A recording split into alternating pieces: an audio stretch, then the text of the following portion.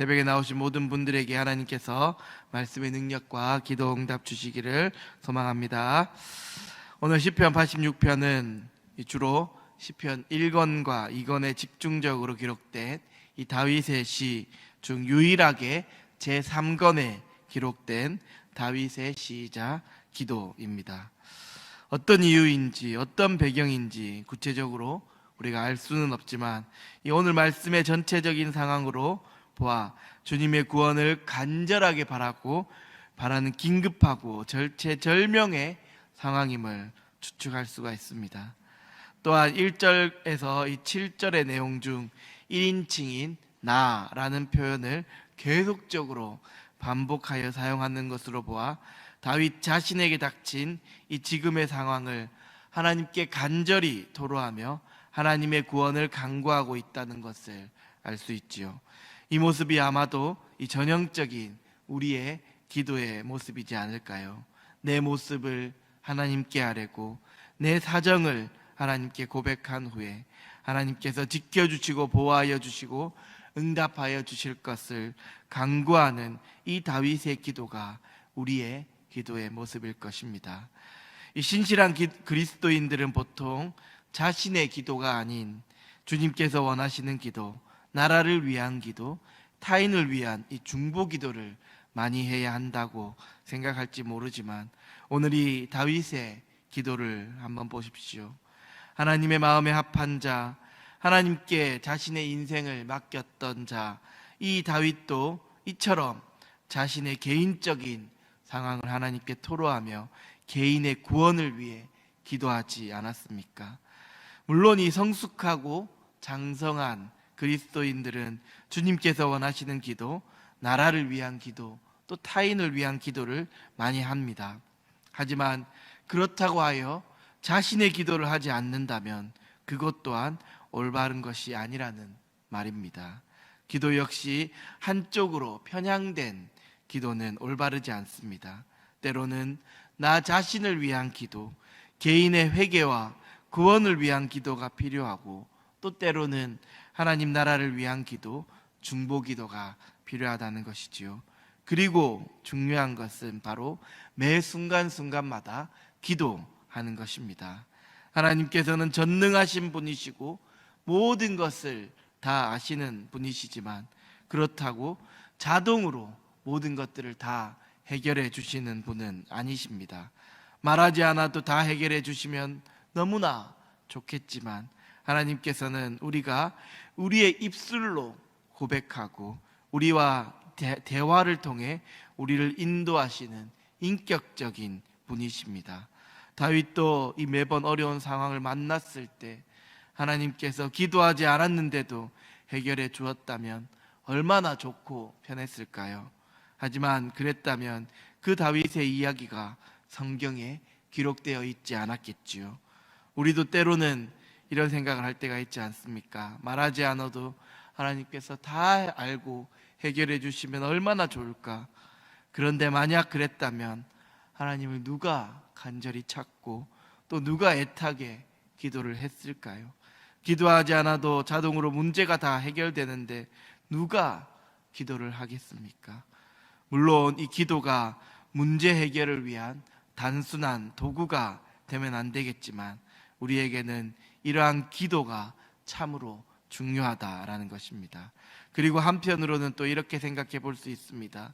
기도해도 문제가 해결되지 않는 것보다 기도하니 하나님께서 역사하셔서 문제가 해결되니 이 얼마나 감사한 일인가. 기도를 통해 우리의 형편을 고백할 수 있고 우리의 상황을 토로할 수 있다는 그 대상이 있다는 것이 얼마나 감사한 일인가.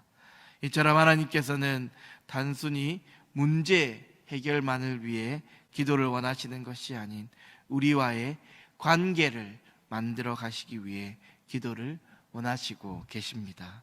이 다윗의 기도를 보면 다윗이 드린 그 모든 기도가 다 응답이 되었습니까?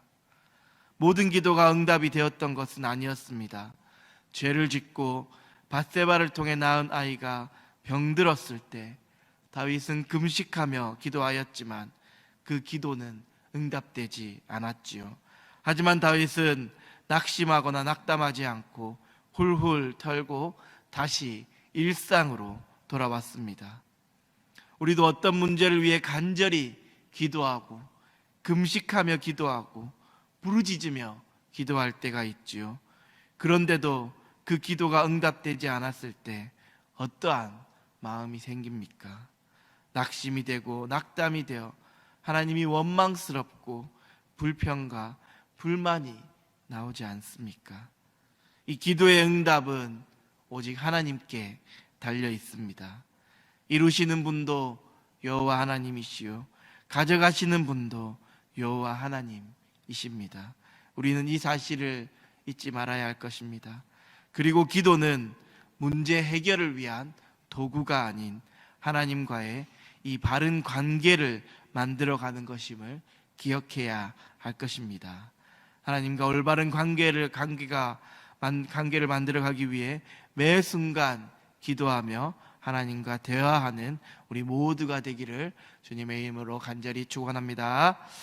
다음 오늘 시편의 이 본문의 내용을 살펴보면 다윗의 상황은 가난하고 궁핍하며 또 주님 앞에 경건하였으나 원수들에게 핍박을 당하고 있는 상황이었습니다.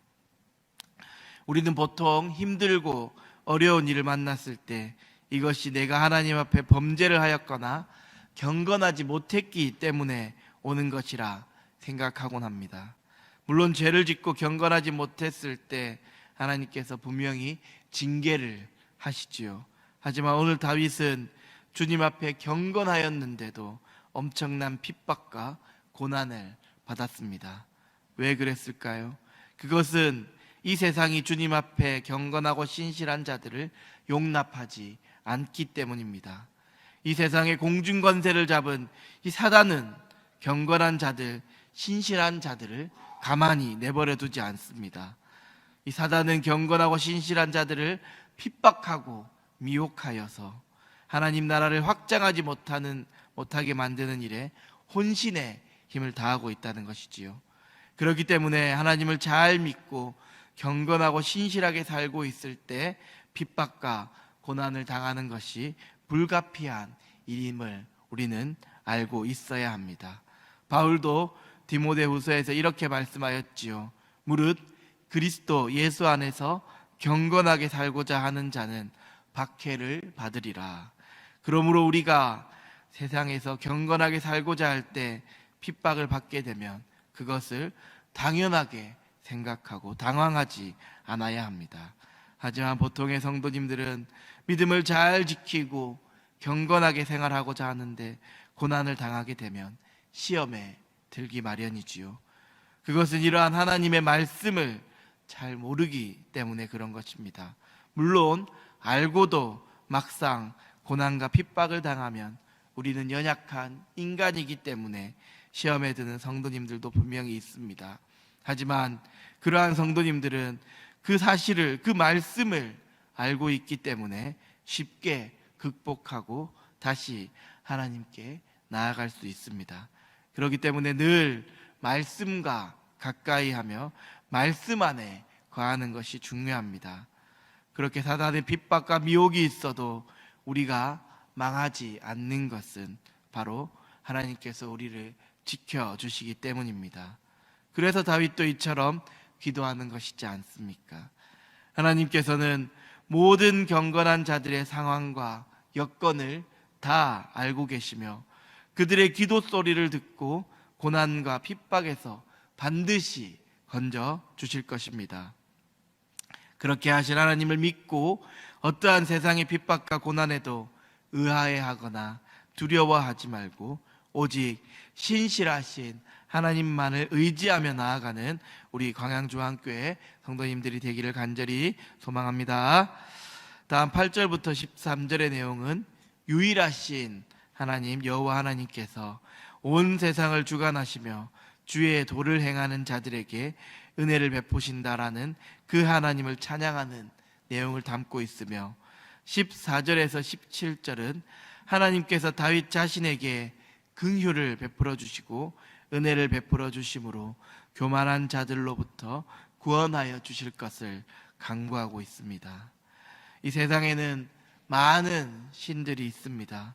물론 사람들이 만들어낸 가짜 신들이지요.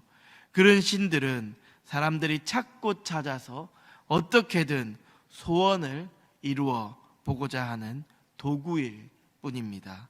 하지만 창조주 하나님께서는 우리를 사랑하셔서 죄인인 우리를 직접 찾아오신, 즉 인간이 찾는 것이 아닌 인간을 찾아오신 유일하신 분이십니다.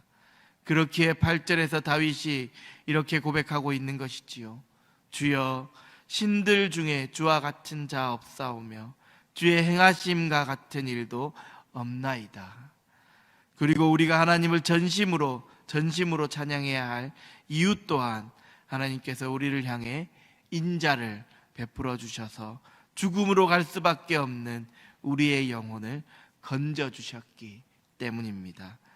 그렇습니다. 오늘 시편의 저자인 이 다윗뿐만이 아니라 모든 인간은 죽음을 맞이합니다. 그리고 그 영혼은 다 수월로 내려가게 되지요. 그런 인간을 하나님께서 사랑하셔서 구원하여 주셨습니다. 이보다 더 큰 은혜가 어디 있겠습니까? 물론 이 다윗의 구원과 지금 우리 신약 시대를 살아가고 있는 우리의 구원에는 약간의 차이가 있지요. 다윗은 정말로 죽을 것 같은 상황에서도 건져주신 그 구원의 은혜에 감사하며 찬양하고 있는 것이고, 우리는 영원한 죽음인 지옥에서 예수 그리스도 십자가의 대속 사건으로 인해 영원한 생명과 하나님 나라를 기업으로 받은 그 은혜에 감사하며 찬양하고 있는 것이지요. 그런데 어떤 것이 더 큰 은혜일까요? 물론 비교할 수는 없겠지요. 하지만 창조주이시며 신이신 하나님께서 우리를 사랑하셔서 자신의 독생자 예수님을 이 땅에 보내어 주셨고, 또 우리를 대신하여 십자가에 죽게 하심으로 우리를 영원한 죽음에서 건져주신 그 은혜가 참으로 감사하지 않습니까? 우리가 잘나서, 우리가 대단해서 구원하여 주신 것이 아닌 그저 피조물인 우리를, 이 인간을 사랑하셔서 베풀어 주신 이 은혜에 참으로 감격하지 않을 수 없습니다. 그리고 이것이 바로 인간이 하나님을 영영토록 찬양해야 하며 영원토록 주의 이름의 영광을 돌려야만 하는 이유입니다. 성도 여러분, 내 병을 치료해 주어서, 나에게 엄청난 물질을 허락해 주어서, 내 인생을 형통하게 인도해 주어서 하나님을 찬양하는 것이 아닌 그저 하나님께서 베풀어 주신 이 구원의 은혜에 감사하며 감격하며 영영토록 주님을 찬양하며 영원토록 주님의 이름만을 높이며 살아가는 성도님들이 되기를 간절히 소망합니다. 때로는 죽음의 위기가 닥쳐와도, 어떤 환난과 핍박이 나를 두렵게 하고 내 믿음까지도 흔들지라도 나를 구원하여 주신 그 하나님을 신뢰하며 내 평생에 주님만을 찬양하겠다고 결단하며 주님 앞에 나아가는 우리 광양중앙교회 성도님들이 되기를 주님의 이름으로 간절히 축원합니다. 기도하겠습니다. 사랑의 하나님, 오늘 말씀을 통해 다윗처럼 개인의 구원을 위해서도 간절히 기도하는 우리 모두가 되게 하옵소서. 사단과 마귀는 지금도 우리가 경건하고 신실하지 못하도록 끊임없이 유혹하고 핍박을 가하지만 우리를 지키시고 보호하여 주시는 여호와 하나님이 계시기에 그 하나님만을 의지하며 말씀을 묵상하고 기도하며 찬양하는 성도님들이 되게 하옵소서. 우리를 사랑하셔서 우리를 구원하여 주신 그 은혜에 감사하며 평생 주님만을 찬양하는 우리 광양중앙교회 성도님들이 되게 하옵소서. 오늘도 예배의 자리, 기도의 자리를 허락하신 주님께 감사드리오며 예수님의 이름으로 기도합니다. 아멘. 하늘에 계신 우리 아버지의 이름을 거룩하게 하시며 아버지의 나라가 오게 하시며 아버지의 뜻이 하늘에서와 같이 땅에서도 이루어지게 하소서. 오늘 우리에게 일용할 양식을 주시고 우리가 우리에게 잘못한 사람들을 용서하여 준 것 같이 우리 죄를 용서하여 주시고 우리를 시험에 빠지지 않게 하시고 악에서 구하소서. 나라와 권능과 영광이 영원히 아버지의 것입니다. 아멘. 이 시간 함께 기도하기를 원합니다. 나 자신을 위해, 내 개인의 구원을 위해 내 죄악들을 회개하는 기도를 하는 저희 모두가 되게 해달라고 기도하시고, 사단과 마귀가 핍박하고 미혹하여 내 믿음을 흔들지라도 신실하신 여호와 하나님만을 의지하고 하나님께 내 모든 것을 내어 맡기는 성도님들이 되게 해달라고 기도해 주십시오. 또 담임 목사님과 간사님의 휴가 시간에 주님께서 평안한 쉼을 허락하여 주셔서 영과 육이 회복되고 재충전이 되는 귀한 시간이 되게 해달라고 이 시간 간절히 주님의 이름을 한번 부르고 기도드리겠습니다.